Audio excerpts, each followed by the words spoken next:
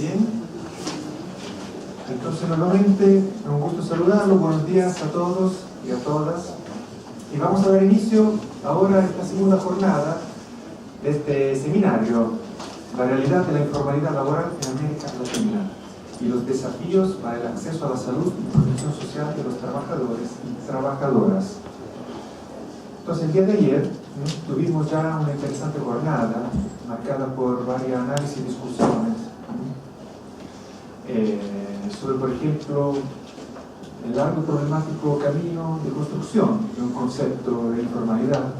También vimos estadísticas, datos duros sobre cómo caracterizar a los trabajadores informales en la región, donde también pudimos profundizar el caso de México gracias a la intervención de Berenice Ramírez, ¿cierto? También tuvimos una discusión sobre el tema de los sistemas de protección social en nuestra región, el desafío de incorporar, ¿no es cierto?, los trabajadores informales en estos sistemas, y pudimos ver cuán lejos estamos de contar con un acceso universal, ¿no es cierto?, a los sistemas de protección social. El día de hoy vamos a continuar, vamos a seguir con estas reflexiones, profundizando en otras áreas y entregando nueva información, ¿no es cierto? Tendremos hoy nuevamente dos mesas de discusión.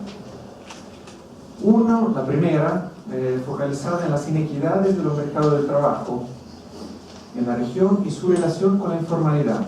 En una segunda instancia podremos ahondar mayormente en la relación que existe entre informalidad y salud, profundizando en los impactos en salud del trabajo informal, en las respuestas que han dado los sistemas de salud de la región frente a la realidad de los trabajadores informales. Por último, así como hicimos ayer, terminaremos la jornada con un panel de discusión sobre los desafíos y propuestas que surgen de la discusión de estos temas. Entonces, ahora dejo la palabra a nuestra mesa, a la primera mesa, recordándole pero que estaremos entregando a cada uno de ustedes papeles para que puedan anotar preguntas a los expositores.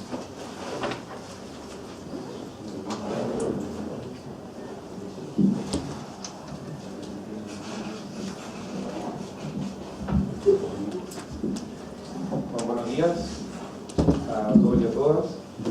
Gracias por repetir un poco los agradecimientos, por estar aquí, por aportar este destaco mañanero. Hoy día, como bien adelantaba Patricio, tenemos una mesa bastante interesante. Vamos a revisar algunos aspectos quizás más del orden estructural o con un nivel un poco más amplio de cómo podemos comprender el fenómeno de la informalidad, digamos, o del comportamiento de los mercados de trabajo que están generando estos fenómenos desde una perspectiva económica y no cualquier perspectiva, sino que una que nosotros particularmente queríamos relevar para luego ponerla en discusión, en debate, de mano de dos especialistas. Entonces, sin más, presento al expositor, Rafael Acasino, investigador de plataforma Nexus, y ha colaborado con el proyecto que tenemos en Flaxo, en particular con este documento que él va a presentar el día de hoy. Y luego va a comentar Sara Cámara, que es economista, máster en Economía y Ciencias Políticas y doctora en Economía Ambiental. Trabaja aquí en OIT, especialista en Protección Social y Desarrollo, y ha participado y trabajado en diversas instituciones, CEPAL, PNUD, WIGO, entre otros, y también es miembro de la Asociación Internacional de Economía Feminista. Y luego nos acompaña Berenice Ramírez, que es licenciada en Sociología, maestra en Estudios Latinoamericanos y doctora en Ciencias Sociales por la UNAM, y también tiene posgrado en el ILTEC Chile. Ella es investigadora titular y coordinadora del taller de evaluación de los sistemas de pensiones en México del Instituto de Investigaciones Económicas de la UNAM, profesora y tutora de la maestría en doctorado en los posgrados de Facultad de Ciencias Políticas y Sociales de la Facultad de Filosofía y Letras. Y también es líder del proyecto en México Fortaleciendo la Voz de los Trabajadores Informales en las Decisiones de Política Social en América Latina, proyecto auspiciado por Bueno, dejo la palabra con Rafael, luego los comentarios y después podemos abrir el debate. Estamos hablando de 25 minutos. Bueno, muy amable por la invitación, gracias por considerar la posibilidad de debatir sobre este tema, desde una perspectiva un poco más bien, llamémoslo así, macroeconómica. Lo que yo pretendo hacer en realidad en estos 20 minutos es fundamentalmente intentar demostrar de que es posible elaborar un conjunto de hipótesis que son plausibles para explicar, digamos así, algún segmento de la precariedad del empleo a propósito de la forma en que funciona la economía en términos estructurales. Estoy hablando de que hay un espacio de tiempo, que son fundamentalmente los últimos 30 años, que corresponde a las contrarrevoluciones neoliberales que se impulsan en América Latina, en particular en el Cono Sur, fundamentalmente en países también semi-industrializados, industrializados, de América del Sur, donde discurren un conjunto de transformaciones que alteran las formas de producción, las formas de organización de la producción, alteran las formas de organización de los procesos de trabajo, alteran las formas también en que se organizan las industrias, extra establecimientos, por así decirlo, y dan origen a una suerte, podríamos llamar así, de patrón de acumulación neoliberal, con diferentes profundidades, con diferentes momentos, etc. Las contrarrevoluciones neoliberales no han sido todas, no han partido todas al mismo tiempo, ni han sido todas de la misma magnitud ni profundidad. Sin embargo, hay un cierto hilo negro que va tejiendo una manera de impulsar transformaciones que implican modificaciones del mercado del trabajo, modificaciones de la producción, modificaciones de la organización industrial. Eso en un contexto de apertura. Esto se habla en América Latina desde hace mucho tiempo, ya particularmente con mucha fuerza después de la crisis de la deuda externa 82-83, que la única manera de resolver los problemas, uno, el entrampamiento del desarrollo, que había hasta ese instante, y en segundo lugar también de la coyuntura de gran endeudamiento que tenía la economía latinoamericana, es precisamente abriendo esa economía al comercio mundial. Por lo tanto, lo que se impulsa en América Latina por los programas de reforma estructural del Banco Mundial, por los programas de ajuste stand-by del Fondo Monetario Internacional, en fin, son procesos de apertura que generan una estructura de apertura del comercio mundial sobre el cual discurren este conjunto de transformaciones. Esto significaría, y para allá voy, digamos, esto lo adelanto, en realidad, es que todos los fenómenos de, llamémoslo así, de la nueva informalidad, para distinguirla de lo que podríamos llamar la informalidad clásica de los trabajadores por cuenta propia, qué sé yo, del servicio doméstico, etcétera, la nueva informalidad que son los trabajadores precarios, que van absorbiendo un gran segmento de los ocupados, que responden a formas no típicas de empleo, a formas de protección social, a pérdida de derechos sociales, viene a ser un resultado de este proceso de transformaciones estructurales en un contexto de apertura que tiene América Latina. Esa es, en breve, por así decirlo, la hipótesis que se va a tratar de plantear acá. Vamos a tener 3 momentos en la exposición, espero que alcancemos a plantearlo rápidamente. Uno es la presentación de un modelo, no sé si... Bueno, ahí está, muchas gracias. Ahí está entonces la primera lógica. Lo que uno tendría, y aquí recojo un poco los estudios estructuralistas y la forma en que se veía la economía política en los años 60, 50, inclusive hasta los años 80. Hay un artículo, por ejemplo, de Infante, del año 83, donde trata el problema de la economía precisamente a partir de las tasas de ganancia. Entonces, uno podría perfectamente plantear lo siguiente. Dado que estamos hablando de una economía capitalista, las firmas lo que tratan de hacer es fundamentalmente proteger su tasa de ganancia, si no maximizarla, por lo menos protegerla frente a procesos de apertura. Si la economía transita un proceso de poca competencia internacional, porque los mercados están cerrados y los mercados son abiertos porque cae la protección, por ejemplo, por el tipo de cambio, cae la protección arancelaria, entonces necesariamente lo que ocurre es que hay, por así decirlo, un aumento de la competencia, una tendencia depresiva eventualmente en los precios, una caída en los precios, y si se te dispara todo el resto, entonces significaría claramente que podría haber un efecto sobre la tasa de ganancia. La tasa de ganancia, en este caso la modelo, una tasa de ganancia flujo, no una tasa de ganancia stock, por un problema de medición. Por lo tanto, uno debería tener como clave explicativa del comportamiento de los agentes, que son las firmas, en este proceso creciente de apertura, que es síntoma del proceso de transformación del patrón de acumulación latinoamericano, la conducta que siguen las firmas para proteger su tasa de ganancia. Ese es todo el punto. Si uno toma la ecuación que está ahí, uno podría decir en realidad la ganancia se define simplemente con la diferencia entre el precio y el costo. Si este es el precio y este es el costo, bueno, esa es la ganancia. Por lo tanto, P menos mu igual a la ganancia. Si yo parto mu, P menos mu lo parto por P, entonces me da la tasa de ganancia. Eso es lo que está ahí. Dice en realidad la tasa de ganancia es igual simplemente a un diferencial entre el precio menos los costos unitarios partidos realmente por la inversión, que serían los costos unitarios, por la inversión corriente. Por lo tanto, la pregunta sería entonces, ¿qué hace la firma y de qué manera el proceso de apertura puede eventualmente alterar esa tasa de marcar, esa tasa de ganancia flujo que está planteado ahí? Entonces tenemos un gráfico acá. El gráfico muestra en la vertical el precio unitario en general, en la horizontal muestra el costo. Si uno tiene un rayo de 45 grados, de 45 grados, encontraría simplemente que hay una relación, un locus de puntos, que implica que los precios son iguales a los costos. Cuando los precios son iguales a los costos por 1, se entiende que la tasa de ganancia es 0. Ergo, por todo el rayo la tasa de ganancia es 0. Se supone entonces que habrán... muchas gracias. Bueno, entonces uno obviamente entiende de que si hay un nivel de precios mayores que los costos, estaríamos en un rayo como el que está más arriba, como ese que está ahí, y uno podría decir, por ejemplo, lo que tenemos acá es simplemente que P sobre mu es mayor que 1, luego tenemos una tasa de ganancia positiva.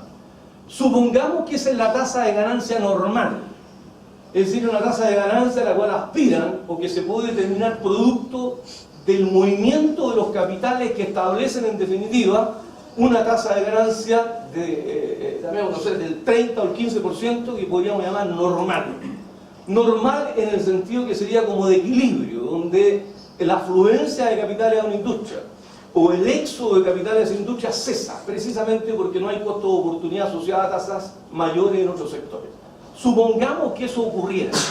Si eso ocurriera, entonces lo que tendríamos sería ese rayo que está ahí, que expresa diferentes estructuras de, comillas, costos unitarios contra precios, que dan esa ganancia que está ahí, que es Rho asterisco. Abramos la economía. Si nosotros abrimos la economía y decimos, mire, ese nivel de precio existente, que depende del tipo de cambio, depende de los precios internacionales, bueno, no se nota un poco lamentablemente, uno podría decir, mire, ahí tenemos un punto M. Ese punto M sería aquel, fíjense ustedes, en que los precios internacionales garantizan la tasa de ganancia normal funcionando a esos costos. Ese costo que está ahí. Esto significaría en realidad que si hay una firma que operando a esos precios internacionales tiene costos, por ejemplo, acá, mayores a M, significaría que no alcanza esa tasa de ganancia que está escrita por este rayo, sino que tendría una tasa de ganancia menor que iría por un rayo que está ahí. ¿Qué estoy diciendo con esto en breve? Estoy diciendo, mire, simplemente lo siguiente. Si usted es exportador y vende los productos en el mercado mundial, bueno, el precio al cual tiene que venderlo es el precio mundial, salvo que usted sea monopolista en el mercado mundial. Ergo, los precios del mercado mundial definen, por así decirlo, el techo de la ganancia. Y como la ganancia es la diferencia entre el precio y el costo, los costos definen el piso de la ganancia. Por lo tanto, yo me estoy moviendo, por así decirlo, entre dos determinaciones. Una determinación dada por el mercado mundial y la competencia mundial, que depende de los precios internacionales, el tipo de cambio y otro conjunto de medidas como podrían ser los aranceles que no vamos a mencionar acá. Y por otro lado, un conjunto determinante que tiene que ver con los costos. Y los costos en general son variables endógenas, porque las firmas pueden determinar, salvo el precio de los insumos importados, pueden determinar cuánto pagan de salario, cuánto ocupan de empleo, cómo utilizan las materias primas, cuánto invierten de capital. Por lo tanto, desde ese punto de vista, lo que estoy diciendo en realidad es que si efectivamente hubiera una suerte de equilibrio acá, no tuviéramos ese punto M, tuviéramos esa tasa de ganancia normal como momento inicial, las firmas operan a este nivel de precio y a ese nivel de costos, ¿ok? Esa dualidad precio-costo que está acá, los precios son exógenos, techo de la ganancia, los costos son endógenos, piso de la ganancia, ¿ok? ¿Cuál es la dinámica? Si ese fuera el punto ideal. Bueno, la dinámica está dada por esta ecuación diferencial que está acá, digamos. Simplemente estaré diciendo que la tasa de variación de la tasa de ganancia, suba o baja, depende fundamentalmente de cuánto aumenten los costos unitarios y cuánto aumenten los precios unitarios. Así de simple. ¿Ok? Lo que pase con la tasa de ganancia de la firma, entonces, depende de qué pasa con mis precios y qué pasa con mis costos. Nada más que eso. Si eventualmente los costos subieran un 3% y los precios de venta de la firma suben un 3%, la tasa de ganancia se mantiene constante porque las firmas financian los mayores costos con mayores precios. Una economía cerrada donde es posible traspasar los mayores costos a precios, bueno, significa inflación de costo, inflación de salario, inflación de costo, inflación de salario. La manera en que las firmas protegían la tasa de ganancia cuando estaban en economía cerrada, fundamentalmente era simplemente generando inflación. Frente a la inflación, los trabajadores respondían pidiendo sus mayores salarios, subían los salarios, las firmas respondían a su vez aumentando los precios. Esta entonces es la ecuación dinámica, por así decirlo, que indica que la tasa de variación de la tasa de ganancia depende de la tasa de variación de los costos y la tasa de variación de los precios. Valga la pena pensar inmediatamente lo siguiente, de que los costos, su variabilidad, es un espacio de gestión de las empresas, mientras que los precios en general, salvo que sean empresas monopólicas a nivel del comercio mundial, en realidad son variables de carácter endógeno. Por lo tanto, uno puede suponer ya de que eventualmente si los precios internacionales, por ejemplo, bajaran, precio del calzado, precio de los textiles, precio de los productos mecánicos, precio de las partes y piezas de automóviles, si los precios bajaran y los costos se mantienen constantes, la tasa de ganancia caería. Ergo, las empresas algo tienen que hacer con los costos y que no pueden evitar la disminución de los precios mundiales. ¿Me podría, señora, subir la hoja? Bueno, por lo tanto, en realidad, el punto es el siguiente. Este es el modelo, la manera en que lo quiero expresar. Imaginamos que estamos en M. En M estamos teniendo una tasa de ganancia rho cualquiera normal. Y los precios son los que están ahí. Si los precios cayeran, automáticamente, fíjense, si estoy en M, tengo ese precio y tengo efectivamente este costo.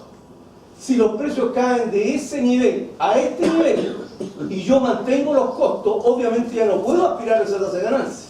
Tengo que aspirar a una tasa de ganancia que fuera por ahí. Por lo tanto, la única manera de poder proteger la tasa de ganancia si los precios han caído de M a N es que yo me desplace de N a P, es decir, que baje los costos unitarios de mu 0 a mu 1. Así de simple. ¿Ok? Eso que parece tan simple significa en realidad lo siguiente, que la firma enfrentada al comercio mundial, estoy hablando de las no rentistas no monopólicas, estoy excluyendo al ENAP, pero estoy excluyendo a Codelco o a PDVSA, por decirlo, ¿ok? Esas firmas, si enfrentan variaciones de precio a la baja, lo que tienen que lograr por algún mecanismo es que los costos unitarios bajen. Y por lo tanto tienen que imaginar formas de organización de la producción, formas de organización del trabajo, formas de organización industrial que le permitan efectivamente que haya flexibilidad de los costos frente a la fluctuabilidad de los precios, que es una variable exógena, ¿ok? Excluyendo las situaciones que les mencionaba anteriormente. Vámonos adentro entonces. Si hay que tener flexibilidad de los costos, bueno, ¿de qué dependen los costos? Los costos dependen fundamentalmente de estas variables. ¿Cuánto tiempo tenemos? ¿Sí? No vamos a hablar mucho, pero rápidamente. Los costos dependen fundamentalmente pensando en producción bruta, no en el valor bruto de la producción. De las remuneraciones, dependen del consumo intermedio, materias primas, insumos, materiales, etc. Y el consumo de capital fijo, de la depreciación o el desgaste de la infraestructura, material de transporte, edificios, etc. Por lo tanto, uno podría decir en realidad de que la variación de los costos depende de la variación de las remuneraciones, del consumo intermedio, del consumo de capital fijo. Una manera de expresar eso es decir, mire, de aquí hasta acá son mis costos, una parte corresponde a materias primas, esto, otra parte corresponde a capital fijo y otra parte corresponde a remuneraciones. Por lo tanto, que esto varíe o no, depende de cuánto varíen las materias primas, el capital fijo y las remuneraciones. La manera de expresarlo es con esta ecuación diferencial que está acá. Dice la variación porcentual de los costos, y hablamos de costos reales, por lo tanto le vamos a restar, si ustedes quieren, los precios, pero olvídense los precios, corresponde a la variación del peso relativo del trabajo en los costos, del precio del gasto relativo en insumos en los costos y de la variación del consumo de capital fijo en los costos. Es decir, si yo tengo que mi costo depende de la maquinaria, depende de la remuneración, depende de la materia prima, esto varía dependiendo de la variación de esto, de eso y de eso ponderado por los pesos relativos. Eso sí, ¿ok? Por lo tanto, en el fondo lo que tenemos es simplemente una variación que dice que los costos dependen de cómo varíen cada uno de los factores ponderados por el peso que tienen las máquinas sobre el costo total, ponderado por el peso que tiene el costo intermedio en el costo total y la relación del costo total. Como estamos hablando de costos reales porque nos interesa variación de costo y variación de precio y variación de costo, entonces ahí está la ecuación diferencial de la variación de los costos reales. Fíjense entonces, si la idea es que las firmas reaccionen frente al proceso de apertura, que en general genera tendencias largas depresivas en el precio de los bienes, excluyendo los commodities exportables que ya mencionamos. Entonces, en ese caso, lo que interesaría es que frente a caída de los precios cayeran los costos de tal manera que la tasa de ganancia fuera cero. En la ecuación anterior estaba. Esto es equivalente a decir que esa relación costos, tasa de variación de los costos, menos la tasa de variación de los precios, es decir, esto sea igual a cero.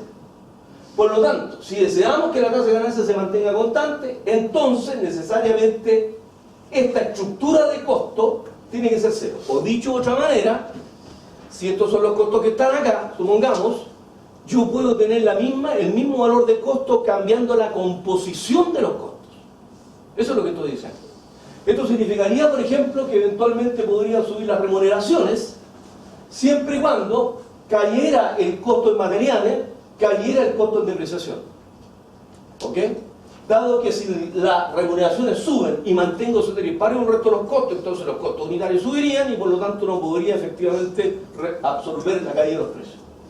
Esto significa en consecuencia, por así decirlo, que hay una relación inversa, esto es bastante obvio, digamos, una relación inversa en términos de las estructuras de costo entre lo que pase con la variación de las remuneraciones en los costos, la trayectoria de las remuneraciones como participación de los costos, como parte de los costos, la trayectoria del peso de la planilla, de trabajadores sobre los costos totales, se mueve de manera inversamente proporcional a cómo varíen efectivamente, comillas, el peso de los insumos y el peso efectivamente del consumo de capital fijo.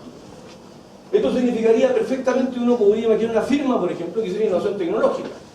Si hiciera innovación tecnológica y permitiera que en realidad el peso de los insumos sobre los costos totales disminuyera, porque hay mejores materiales, porque hay menos flujos de pérdida, porque hay un mayor rendimiento de los materiales, efectivamente en la producción, esto podría caer, por lo tanto disminuiría un componente del costo, cuya incidencia dependería de cuál es el peso que tiene el consumo intermedio respecto a las remuneraciones, o una firma, por ejemplo, que utilizara maquinaria mucho más productiva, podría disminuir ese peso y la incidencia dependería, ¿no es cierto?, de la relación entre el capital fijo y la remuneración. Si eso disminuyera, entonces podría subir, esto es muy importante, el peso que tienen las remuneraciones en los costos sin alterar la tasa de ganancia.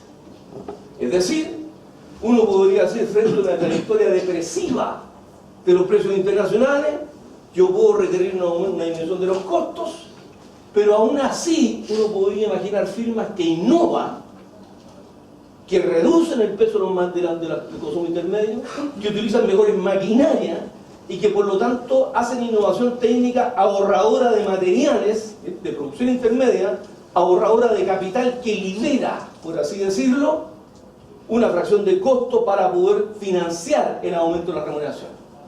O también uno lo podría decir en realidad de otra manera.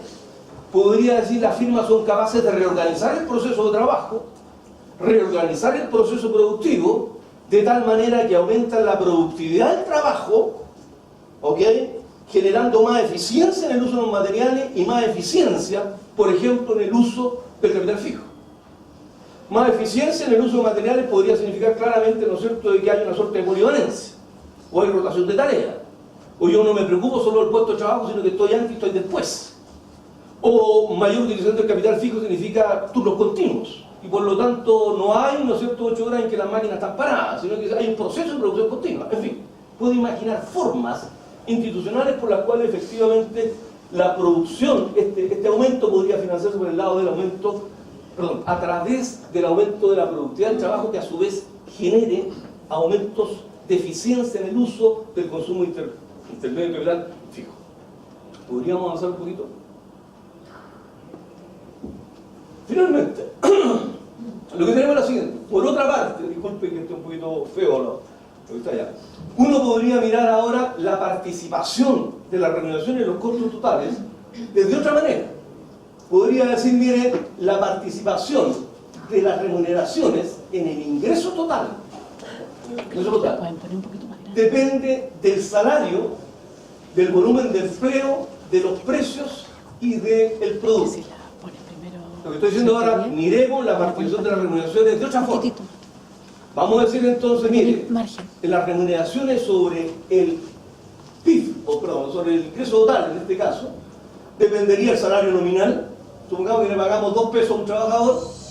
¿Cuántos trabajadores contratamos? Bueno, contratamos 100, por lo tanto la planilla de remuneraciones sería 2 por 100 igual 200, y los ingresos totales son los precios por la cantidad. Supongamos que vendemos a 4 pesos y vendemos 500, por lo tanto tendríamos 2.000, tendríamos 200 sobre 2.000. Eso que está ahí sería una manera de ver la participación del trabajo, de las remuneraciones, en el ingreso total de las firmas. Si uno descompone esto, y toma la relación entre salario nominal y precio, obtiene algo que se llama el salario real. Es decir, desde el punto de vista de la firma, lo que estaría pensando es ¿cuánto me cuesta pagarle a los trabajadores en la producción que produzco? Dicho de otra manera, desde el punto de vista más bien macroeconómico, es cuando yo mido, ¿no es cierto?, algo así como el salario real en términos del poder adquisitivo del PIB. Si yo digo que este país produce 280.000 millones de dólares al año, ¿cuánto me cuesta o cuál es el poder adquisitivo de las remuneraciones en términos de ese PIB? Eso es lo que estoy diciendo. Por lo tanto, aquí podríamos tener una suerte de salario real que se mide en función de los precios, ¿ok?, de los productos que las firmas venden. También podría ser solo en los precios de los productos que los trabajadores consumen. Estoy de acuerdo. Pero veámoslo así por ahora. Y en segundo lugar, esa relación L sobre X es el inverso de la productividad. O sea, en realidad, X partido por L sería la producción partido por el número de trabajadores en la productividad media física. Por lo tanto, L sobre X es el inverso. De tal manera que yo podría escribir entonces que la participación de los trabajadores, de las remuneraciones de los trabajadores en el ingreso total es igual, no menos, al salario real partido por la productividad media del trabajo. Esto es muy simple. Un trabajador en una firma cualquiera le pagan un salario real. ¿Cuánto aporta él? Simplemente su productividad. Por lo tanto, si él en realidad, comillas, le paga en salario real lo que él produce, tenemos una suerte de equilibrio entre, comillas, su aporte y su productividad. ¿Ok? Su aporte y su salario. Si eventualmente el salario creciera y la productividad se mantiene constante, entonces se justificaría que el trabajador estaría, comillas, absorbiendo una parte de la producción que es financiada con la productividad y una parte que proviene, comillas, de otro efecto distinto, por ejemplo, de la ganancia. Al contrario, censo. Si el salario se mantiene constante y la productividad aumenta, entonces significa que el trabajador está generando un producto que le permite financiar su salario y adicionalmente un excedente. Como ese excedente no se lo lleva a Dios, lo lleva el capital, aumenta la tasa de ganancia. Ergo, lo que estamos diciendo acá entonces, que uno perfectamente podría decir de que la trayectoria de la participación de las remuneraciones en el producto depende de la variación del salario real y, comillas, de la productividad. Por lo tanto, fíjense ustedes que esta fue el salto. Condiciones de apertura. Esas condiciones de apertura sí pueden significar tendencia depresiva de los precios. Si hay tendencia depresiva de los precios, excluyendo las salvedades que hacíamos, podría también ser al alza. Significaría también flexibilidad desde el punto de vista de los costos. La flexibilidad de los costos la podemos ver desde dos puntos de vista. Desde el punto de vista de la estructura de costo, capital fijo, materiales, remuneraciones, o la podemos ver especificando las remuneraciones en términos de productividad y salario real. Por lo tanto, la pregunta que debería formularse es: en América Latina, uno, ¿ha habido un proceso de apertura? Sí. ¿Ha sido estructural el proceso de apertura? Respuesta: sí. ¿Las firmas en consecuencia han reaccionado de alguna manera específica que pudieran dilucidarse a partir de las cifras que tenemos? Sí. ¿Cuál será la forma en que las firmas han tratado entonces de ajustarse a este proceso? Mire, lo extraño de esto, en realidad, es que precisamente, sobre todo, ha estado concentrado aquí el proceso de ajuste. Es decir, comillas, tratando de ajustar la productividad o tratando de administrar los salarios. Colóquense el caso extremo. Supongamos que la productividad del trabajo se mantenga constante. Es decir, que sea imposible aumentar el rendimiento de los trabajadores. Las plantas se mantienen constantes, no se intensifica el trabajo, no hay rotación de tareas, no hay polivalencia, etc. Productividad constante, trabajadores organizados que defienden el derecho a trabajar en las condiciones que trabajaban. ¿Qué es lo que ha sucedido? En ese caso, si la productividad fuera constante, la única manera de enfrentar un proceso de apertura sería, comillas, con una disminución de los salarios reales. ¿Okay? Una disminución de los salarios reales para poder disminuir el componente del costo que es el trabajo, para poder compensar la caída de los precios.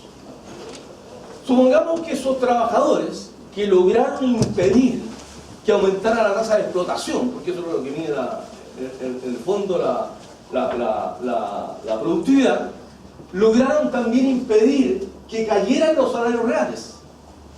Si los trabajadores entonces logran impedir que los sobreexploten para aumentar la productividad, logran impedir que los salarios reales caigan y por lo tanto mantienen su participación de la plantilla de remuneraciones en el ingreso, entonces la única manera sería que nos fuéramos al otro lado de la ecuación, que bueno, que estaba al lado anterior, que significaría que las firmas hubiesen adoptado innovación tecnológica. ¿Ok? Es decir, hubiesen tenido mejor maquinaria, mejor inversión, porque están en condiciones de globalización y tienen que competir. Tendrían que usar mejores materiales, ahorro de materiales, formas de organización de la producción que fueran más eficientes el uso de materiales. De hecho, ese fue el discurso de principios de los 90. Transformación productiva con equidad. Esto significaba, ¿no es cierto?, que América Latina se enfrenta al proceso de globalización, que son los países los que compiten en el mercado mundial, y iba a haber un efecto benigno, porque habían acuerdos marcos, habían consenso con los trabajadores, y por lo tanto lo que iba a ocurrir es que las firmas iban a innovar, iban a agregar valor agregado a las materias primas, iban a competir un poco en el modelo, como el modelo italiano, de ser empresas pequeñas muy dinámicas, que en el fondo iban a ser el motor del desarrollo. Si uno mira las cifras en general, en el caso chileno, segunda etapa exportadora, no hubo. Al contrario, lo que hay es involución rentista en este país. Y en otros países, si no fuera particularmente, ¿no es cierto?, por el hoyo negro chino, que significó un aumento del precio de los commodities, como el caso del cobre y otro conjunto de productos, bueno, tampoco efectivamente, comillas, hubiese habido la situación benigna que hay en algunos países. Veamos entonces esta predicción. Veamos cómo se comportan las cifras. Bueno, lamentablemente, no sé si se ve, digamos. Primera cosa para América Latina. No se ve nada, ¿no es cierto? Bueno, yo se lo relato, ¿no? Y no hay posibilidad de agrandarla, ¿no? Señora. ¿No? Bueno, no se puede agrandar.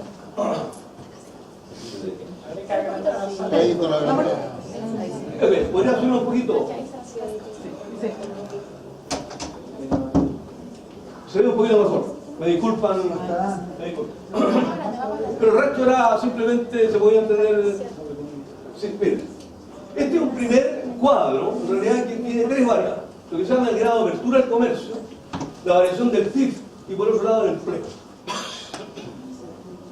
El grado de apertura del comercio en general es un indicador que lo que mide el tamaño de comercio. Usted suma exportaciones más importaciones y parte por el PIB. Ese indicador de tamaño de comercio en el fondo hablaría algo así como el grado de apertura. Si las exportaciones y las importaciones fueran, qué sé yo, cero, sobre el PIB sería cero, y sería una economía prácticamente autárquica.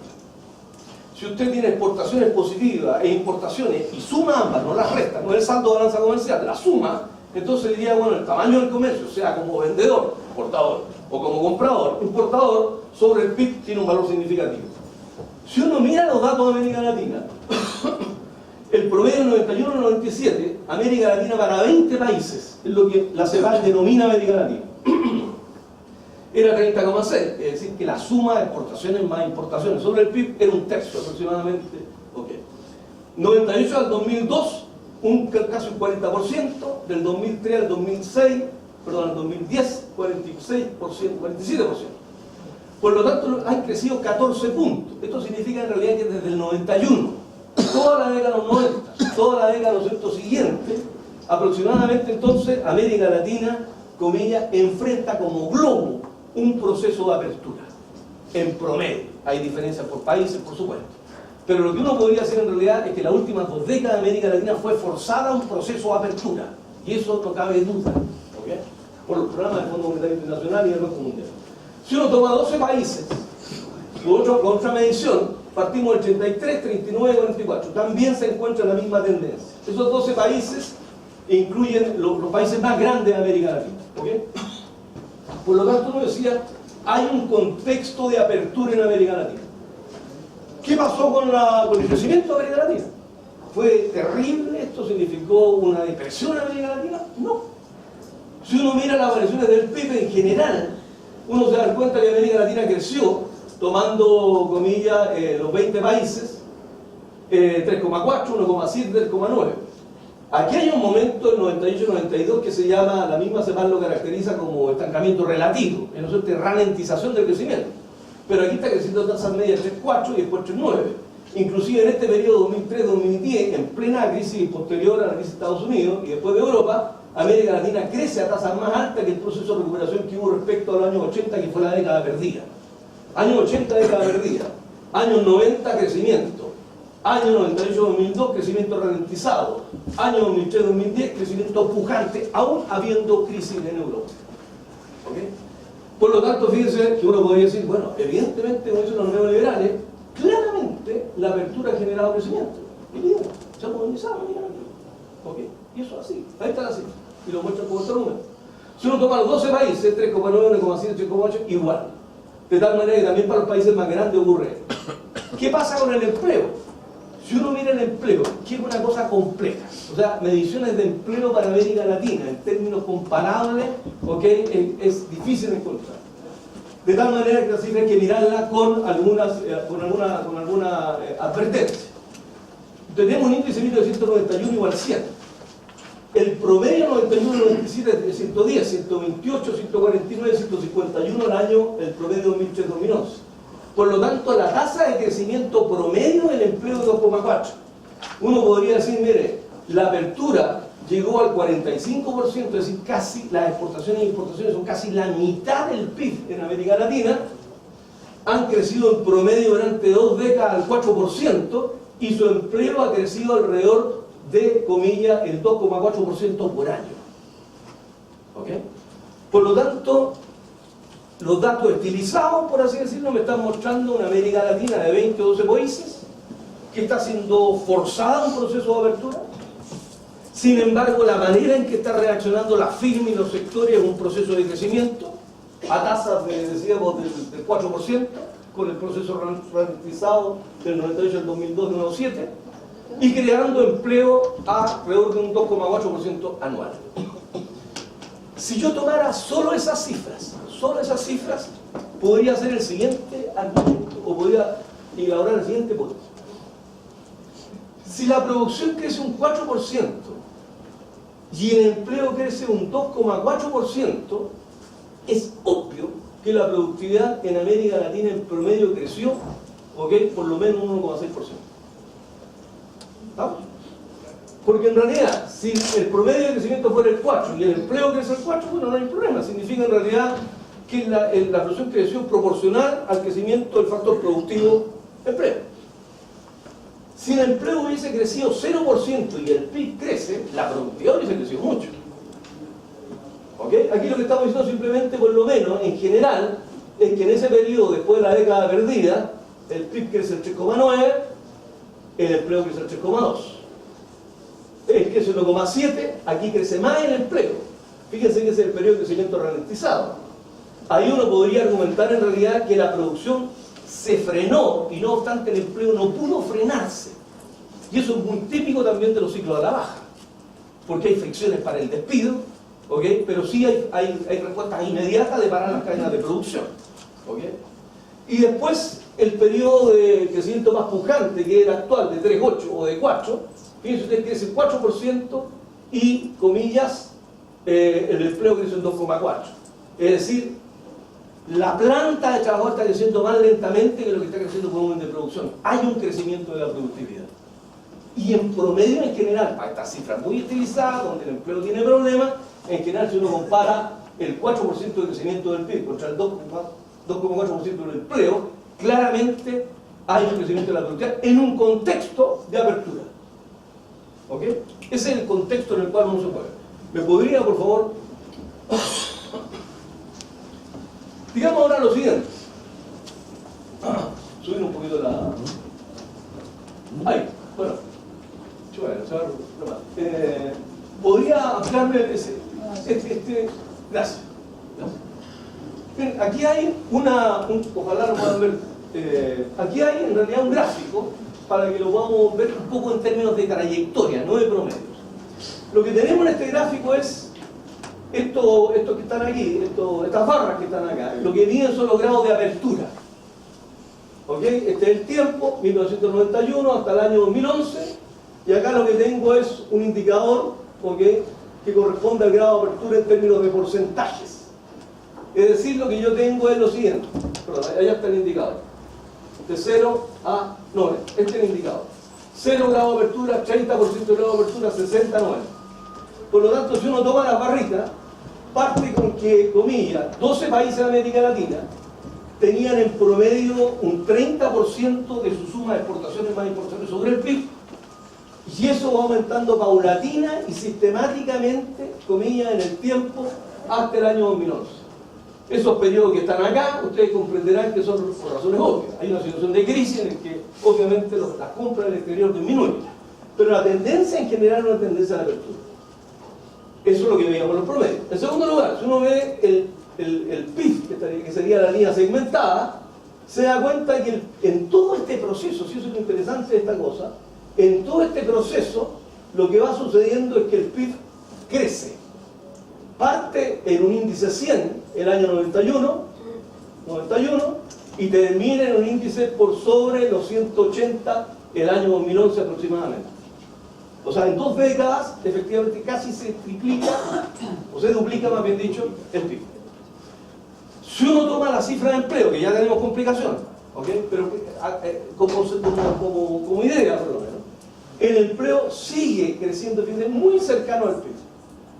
Hasta que empieza a ocurrir un proceso en que, comillas, el PIB, a partir de aquí, empieza a crecer más rápidamente, dado que la recta sería así de estimación, contra el crecimiento, comillas, del empleo.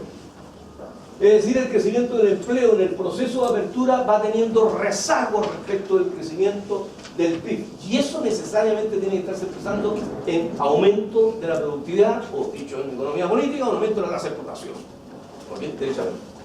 Independientemente de la calidad del empleo. Independientemente de la calidad del empleo. Que es otro tema. Porque una de las preguntas que uno debería formularse es: ¿y cómo en un proceso de apertura la economía crece? O sea, algo tiene que haber pasado en la economía para que se ajustara. Si están llegando zapatos chinos, zapatos venezolanos, zapatos brasileños, qué sé yo, la industria textil desaparece en muchos lugares, algo tiene que estar pasando en los sectores. Están llegando televisores, autos, etc. A precios baratísimos. Un computador costaba 3 millones de pesos y hoy día cuesta 300.000 pesos. Entonces, si la economía latinoamericana ha logrado crecer efectivamente en un proceso de apertura, con una baja de los precios, algo tiene que estar pasando. Evidentemente que sí. ¿Podría, señora, subir el cuadrito aquí mismo? Entonces, vámonos entonces a una comparación que tiene que ver con la distribución, decíamos. ¿Cuánto pesan las remuneraciones en el PIB? Y decíamos que la trayectoria de eso va a depender de cuánto crezcan los salarios y cuánto crezcan, ¿no es cierto?, la productividad. Si en una fábrica los trabajadores aumentan sus salarios en 10%, por decirle alguna cosa, y aumentan los salarios en 10%, quien paga el aumento de salario son los propios trabajadores. No se toca la tasa de ganancia. Si uno lleva esa hipótesis a nivel macro, cada vez que hay equilibrio macroeconómico entre aumento de productividad y aumento de salarios, significa en realidad que todo el ahorro o todo el mayor producto que hacen los trabajadores sirve para financiar los salarios. Por lo tanto, la bolsa de la tasa de ganancia, el stock de la ganancia se mantiene intocable. ¿Ok? Por lo tanto, perfectamente puede haber una situación como la siguiente. Si las ganancias están constantes y suben los salarios mismos que la productividad, puede que la equidad distributiva se mantenga absolutamente igual a pesar de que hayan salarios mayores que antes. ¿Ok? ¿Para qué decir si los salarios reales crecen más, los salarios reales crecen menos que la productividad? Si los salarios reales se reajustan al 4% anual, reales, es decir, sobre la inflación, y la productividad crece un 5%, significa en consecuencia que los trabajadores financian con su propio esfuerzo e intensidad de trabajo su salario real y un 1% va a incrementar las ganancias. La equidad distributiva entre capital y trabajo en términos primarios, ex ante políticas fiscales o sociales, claramente se empeora. ¿Ok? Es decir, puede haber crecimiento con aumento de salario, con aumento de inequidad. Es decir, o dicho de otra manera, puede haber crecimiento sin equidad. ¿Ok? Bien, veamos las cifras. También cifras que son un poco complejas desde el punto de vista de la compatibilidad. En el documento se hace la advertencia respectiva, pero veamos los hechos utilizados. Tengo aquí dos mediciones de salarios reales para, comillas, 12 países. Tengo la 1 y 2, ¿no? Y después tengo la producción de la productividad media del trabajo. Estas dos mediciones de salarios reales son de la CEPAL para países seleccionados.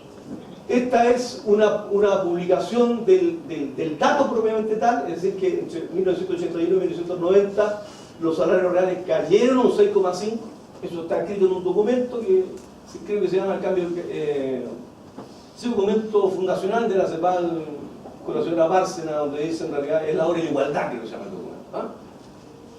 Y las cifras que están al lado son cifras que yo calculé a partir de CEPAL Stat, ¿okay? Que son cifras que entrega CEPAL. La calculé porque este documento salió hace ya 2 años, y por lo tanto había que ver cifras más actualizadas y además se van corrigiendo, etc. De todas maneras, en general tienden a ser coincidentes. Entonces aquí tengo variaciones en los salarios. Esto significa que en la década perdida los salarios cayeron un 6,5%, es el momento de la crisis de la deuda externa, ¿okay? La gran crisis en América Latina, 6,5% anual, no acumulado una década, promedio anual. ¿Okay? El 91 al 97, comillas, crecieron los salarios, hay una recuperación al 2%, la cifra que yo obtuve, o sea, es la misma fuente, actualizada, habían dicho, ¿okay? Que la calculé, 1,2, 98 al 2002, 0,6, 0,5, y después actualmente 1,7 y 1,3. Promedio 1,4, promedio 1,1. Eso es lo que uno podría tener, ¿okay? Como variación de los salarios reales. Si uno compara ahora entonces, salarios reales, entonces desde el punto de vista del trabajo es lo que nos estamos, voy a asumir aquí el rol de trabajador, soy trabajador además, ¿okay? Me estoy echando al bolsillo. O sea, yo estoy en realidad echándome 1,1% adicional de canasta real, por así decirlo, como salario, ¿okay? En el periodo que va del 91 al 2010. ¿Cuánto aporté? ¿Okay? Aquí está la cifra productiva. La única cifra que encontré para 12 tiene que ver con la OIT. La OIT tiene unas proyecciones de productividad, en algunos casos para país y en un sistemita que se llama el KINM, ¿okay? Que entrega la propia OIT como estimación. Las productividades que hay acá son las siguientes. que la productividad en ese periodo, en la década perdida, disminuyó 1,9. Los trabajadores fueron menos productivos, casi un 2%. ¿Okay? Esto significa en realidad que tuvieron mucho trabajo. En la práctica significa, ¿no?, que tuvieron trabajadores que, bueno, estaban contratados y que no había producción porque la firma no hacía mover el capital porque no podía vender, digamos. Esas fricciones de desempleo existentes, acumulaciones de stock, etc. Por lo tanto, claramente, perfectamente puede suceder que una contracción rápida frente a la crisis del producto genere un volumen de empleo que hace en definitiva que la productividad media del trabajo disminuya. Después, en 91-97, la productividad creció al 2,7, el periodo de crecimiento ralentizado de la productividad según la cifra de la OIT cae un 0,4 anual, y el 2003 al 2010 1,9. Si uno ahora se pregunta qué pasó con la participación, y con lo que es aparente por el problema de las cifras, ¿okay?, particularmente de salarios, con la aparición de la remuneración en el PIB, bueno, tenemos las dos medidas que están acá. Tenemos que en el mejor de los casos, si tomamos la cifra de CEPAL, de la hora en igualdad, y la restamos a la productividad, tenemos que, comillas, la participación de las remuneraciones en el PIB en estas dos décadas ha sido nula. ¿Ok? Es decir, no ha empeorado ni ha mejorado. La desigualdad que había en el año 81 y 1999, por dar la descripción figurativa, es la misma que 2 décadas después.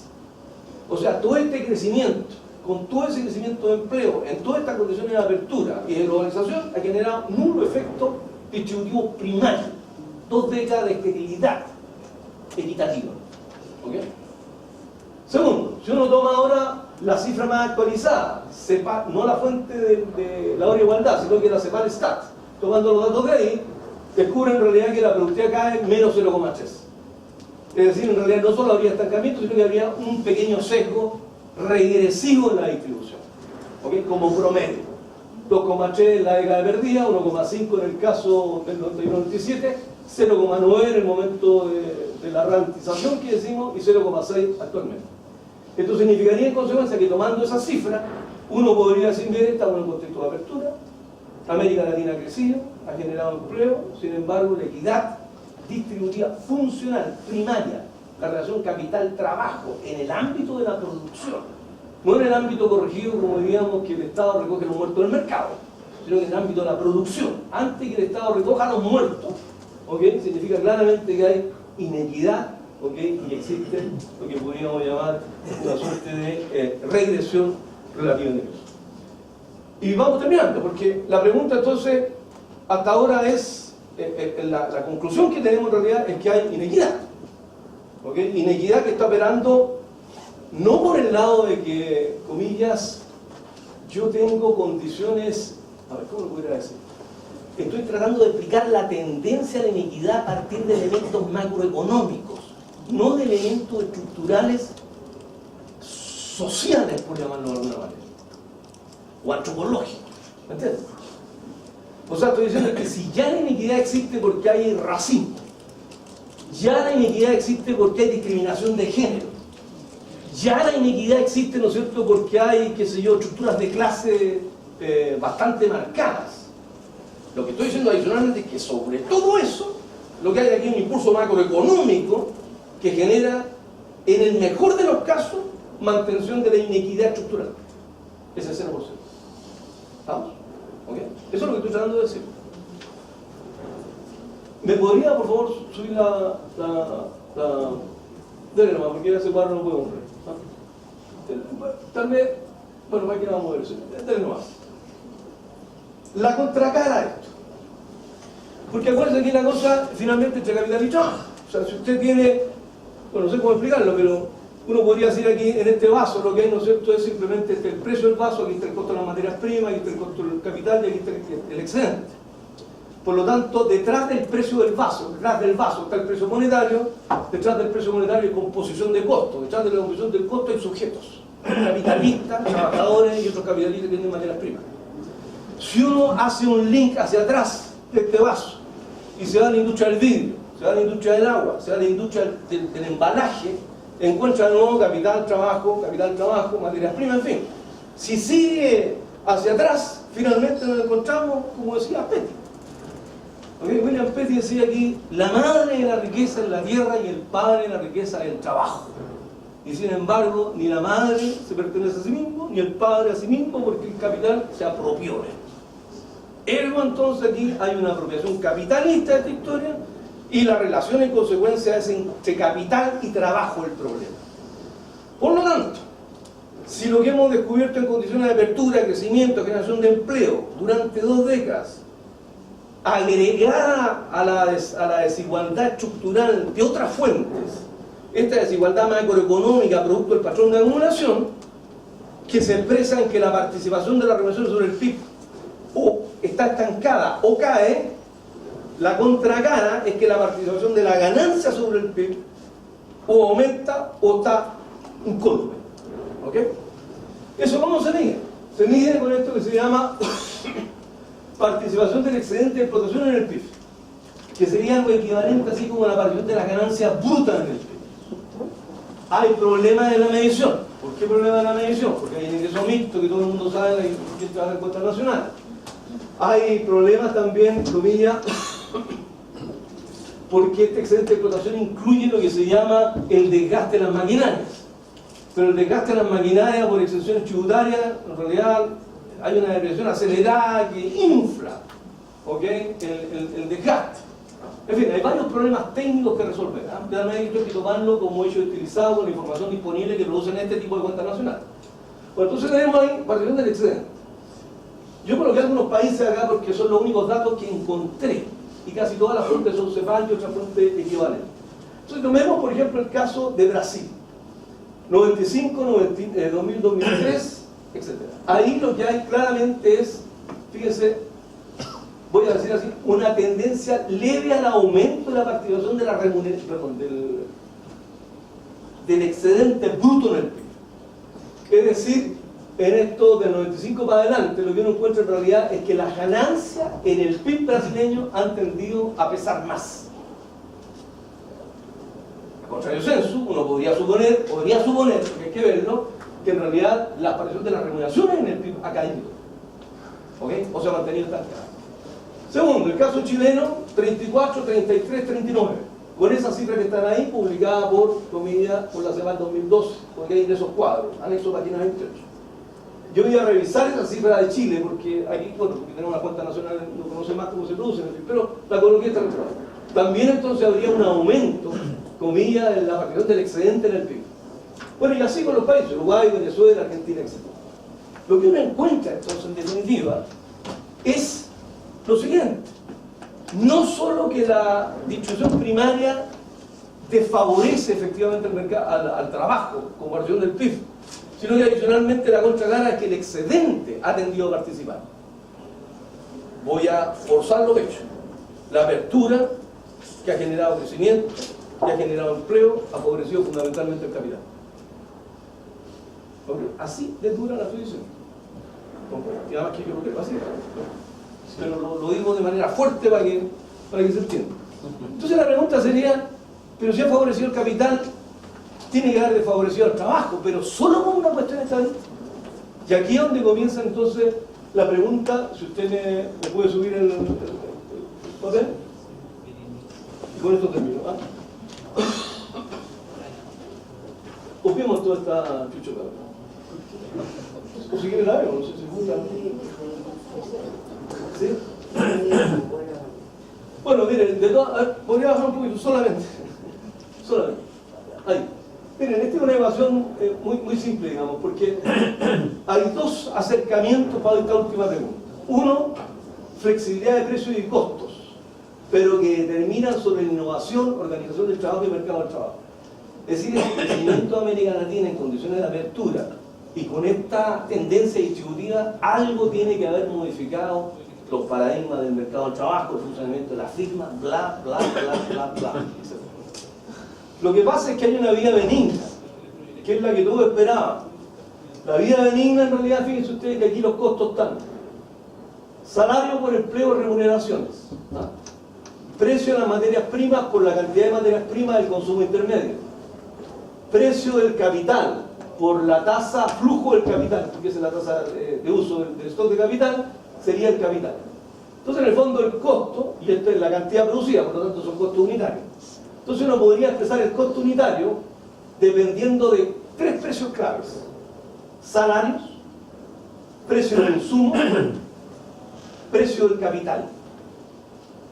Si uno usa alto macroeconómico, podría decir, en realidad los precios clave en economía son salarios, precio de los insumos, que en el fondo es el nivel de precio, adicionalmente el precio del capital, que generalmente el costo de oportunidad es tasa de interés. Si le agrego una economía abierta, tengo el tipo de cambio. Entonces, en cualquier economía, 4 precios clave para hacer análisis macroeconómico: nivel de precio, inflación, tasa de salario, tipo de cambio, tasa de interés. Moviéndome esos 4 precios, puedo hacer así un análisis de corto plazo. Pero adicionalmente, esos precios, aparecen estos coeficientes B, C y D. Esos coeficientes B corresponden a esa relación, a la relación entre trabajo y, comilla, producción, productividad media del trabajo. Pero esa relación M a X corresponde a C, que es en realidad algo así como el rendimiento del insumo. ¿Cuántos sacos de trigo saco por saco de trigo plantado? ¿Estamos? También es un coeficiente técnico. Y ese coeficiente técnico está allá, que es delta K partido por X, me da el DK, que sería algo así como el rendimiento de la maquinaria. ¿Cuántas hectáreas logro arar con este tractor? ¿Cuántas toneladas transporto con este camión? ¿Cuántas toneladas resiste este camino? Entonces, en el fondo, lo que estoy diciendo es que los costos, por así decirlo, no dependen solo del salario y de la cuestión del trabajo, depende también de estos otros factores. Y por lo tanto, vuelvo al discurso anterior. ¿Por qué la firma en Chile y este capital tan exitoso, ¿no? Y en América Latina no se le ocurrió en realidad reducir los costos, tratando de aumentar la eficiencia técnica, innovando tecnológicamente y llegándose a algunos países del primer mundo? ¿Por qué siempre la hacen fácil? ¿Ok? Y se dan aquí, a salario, y si no lo pueden bajar, aumento la productividad. Si no lo pueden, en fin. ¿Por qué hay este logro de la competitividad espuria, como la llamó la CEPAL en sus primeros documentos? Es complejo. Entonces, toda esta idea que llama el desarrollo, estoy hablando del caso de Chile, pero la OECD y la innovación tecnológica, ¿dónde está? ¿Dónde está la innovación tecnológica que podría estar acá? No, se carga aquí en el factor trabajo y en formas de organización. Entonces, una cosa en realidad era esta explicación, ¿ok? Pero hay otra. Bueno, y eso significa entonces que las posibilidades de innovación, que era se hablaba de deporte, ¿se acuerdan de todo este discurso que a veces hay como gurúes de la competitividad mundial, digamos? Que Porter, ¿cómo se llamaba esta cosa? No era la ventaja comparativa ricardiana, había un título, la ventaja competitiva, ya parecía. Y decían PowerPoint, decían cursos, etcétera, esperando de que efectivamente hubiera esa innovación tecnológica. Y sin embargo, el drama de la última revista de la CEPAL, por ejemplo, o de la última publicación de la CEPAL, es que efectivamente el progreso técnico no hay difusión del progreso técnico. No la hay. Es decir, el capital abandonado a su lógica, producción de tasa de ganancias, no va a optar por estos caminos benignos. No lo va a optar. Por lo tanto, la necesidad política industrial, regulación y la idea de generar, bueno, en fin, ese otro tema, es otro problema. Obviamente, si no pasa esto y pasa acá, significa automáticamente precarización, sobreexplotación, etc. Entonces tenemos que concentrarnos en el campo del trabajo. Y después el otro punto, que era esto, flexibilidad de costo, la fragmentación de la productividad como forma de heterogeneidad orgánica. ¿Okay? Aquí el punto está no solo que se flexibiliza el mercado de trabajo, los salarios, polivalencia y toda esa historia que conocemos, subcontratación, sino que además yo quería mostrarles, este caso me podría subir un poquito, que es el caso de la forma en que se ha organizado la producción, que genera una heterogeneidad de la organización industrial, no me refiero a la industria manufacturera, me refiero a la industria en general, que viene a corresponder a algo así como una heterogeneidad orgánica. Es decir, no son dos sectores estancos que viven independientemente uno del otro. No, al contrario, no podría decir que una gran parte de ese sector, que vamos a llamar precario, etcétera, es engendrado. Es parte de la forma, de la estrategia de funcionamiento de las empresas durante 20 años, o 25 años en el caso chileno por lo menos. Les traía el caso paradigmático de Falabella, todo el mundo lo conoce ya, pero vale la pena recalcarlo, que es una forma de organización del negocio. Este es el grupo Falabella. El grupo Falabella tiene estos negocios. Habla de negocio. Tiene negocio de la inmobiliaria, ¿ok? Que son los que hacen las construcciones, son los dueños de los edificios, en fin, son los dueños de los físicos de los malls, que después los arriendan a los locales, a Ripley, al mismo Falabella, etc. Está el negocio de retail financiero, que tiene un banco Falabella, que tiene la tarjeta CBR, que es crédito no bancario, tiene los seguros y tiene viajes. Tiene adicionalmente la tienda por departamento, que es la típica Falabella, el Corte Inglés que nosotros conocíamos, ¿ok? ¿Qué sé yo? Tiene el supermercado, que van operados por la marca Totus, que es otra cosa distinta a la tienda por departamento. Y tiene todo lo que es mejoramiento de un local, Home Center, y tiene Imperial, que es algo así como un Construmat, para materiales ya de construcción un poco más gruesos. Por lo tanto, el grupo económico Falabella tiene todos estos negocios que están acá. ¿Okay? El grupo controlado por la familia, ¿no es cierto?, Río, Solari y un cuento que hay esta, ¿me podría bajar un poquito? Tiene 140... Señora, por favor, ¿me podría bajar un...? No, al revés. Que hay una cifra que se me olvidó, pero... perdón. Mire, un poquito más arriba. Ahí, en la última línea. Claro, eso es lo que quería decir. ¿Cuántos son? 141. 141 empresas, y tiene unas tantas empresas a nivel de Colombia, Perú, América Latina. Bueno, pero lo que quiero decir en realidad es que estamos hablando de un holding, no es un holding, es un mega holding.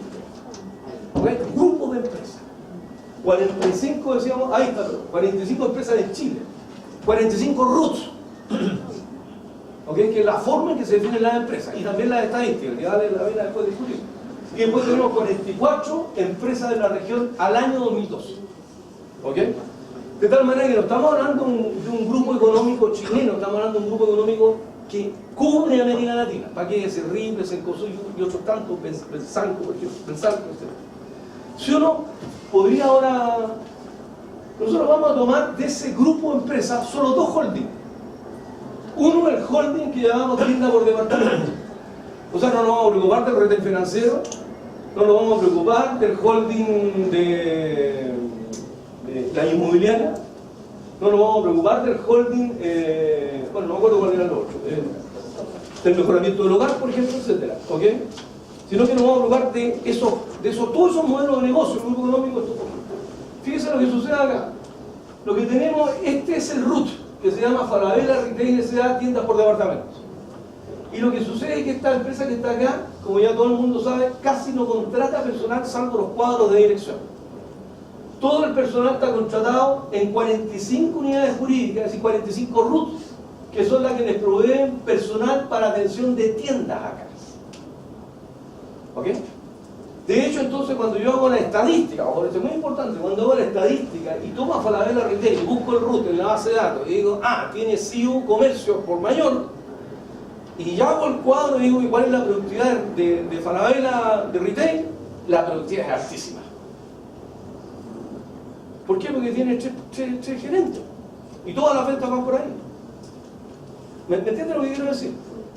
Y hay algunos estudios que dicen en realidad hay empresas de alta productividad, cuando lo que sucede en realidad es que el negocio está fragmentado. En realidad, en estricto rigor, la función de producción que cumple Falabella, que es la venta, requiere esta mano de obra, pero que jurídicamente está fuera. Como lamentablemente las estadísticas aquí confunden unidad jurídica con empresa, es decir, RUT con empresa, se provoca estos problemas en la medición de productividad.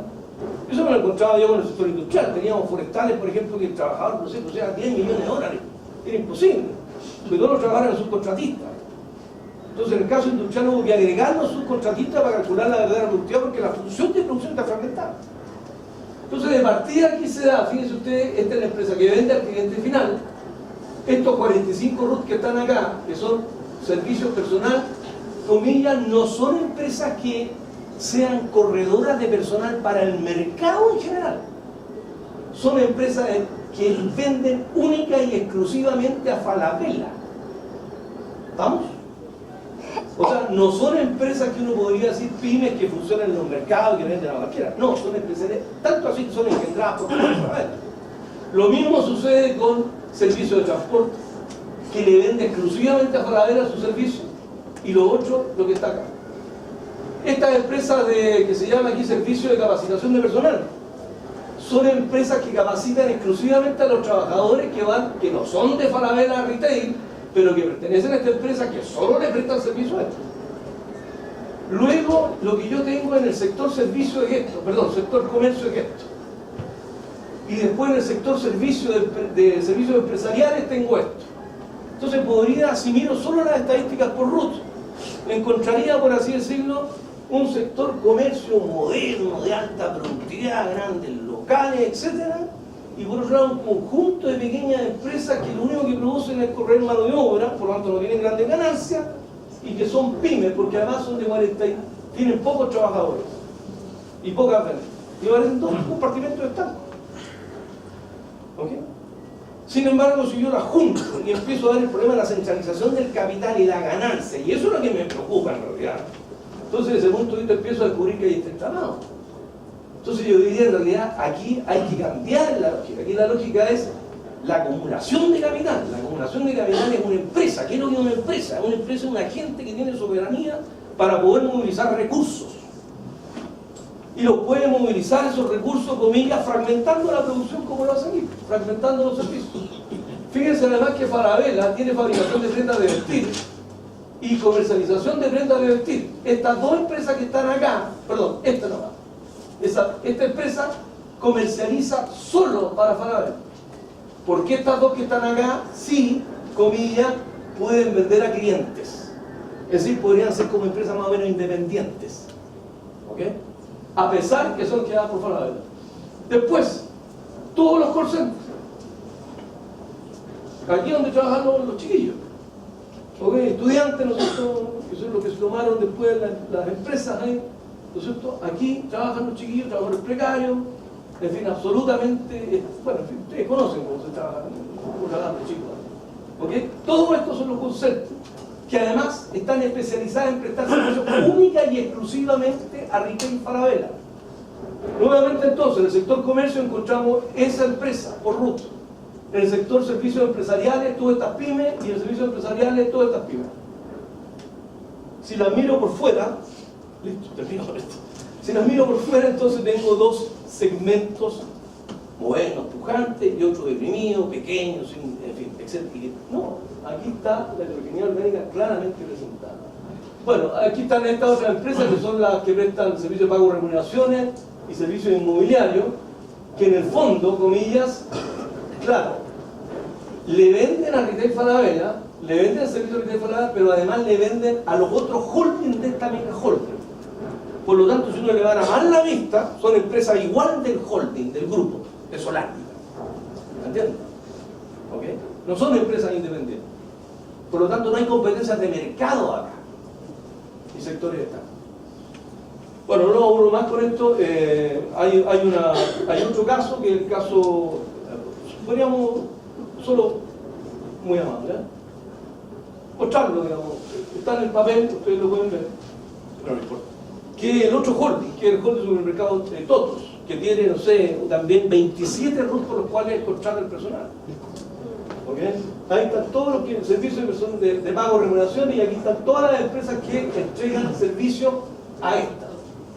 Ese es el supermercado. Entonces cuando yo veo la publicidad del supermercado, tengo los puros jefes de locales, ni las cajeras, ni los tenderos, ni los carniceros, ni los reponedores, nada de eso.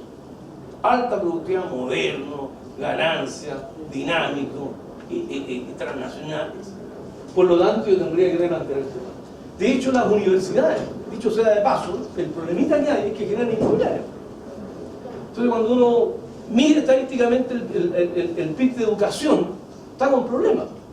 Pues resulta que tienen una inmobiliaria, por lo tanto no son dueños de edificios, lo arriendan. Resulta que el personal back office tampoco es de ellos, compran servicios. Hasta los profesores podrían subcontratarlo. Entonces la educación que sería solamente, no sé, este señor de la Universidad de Humano, y no hay más. ¿Okay?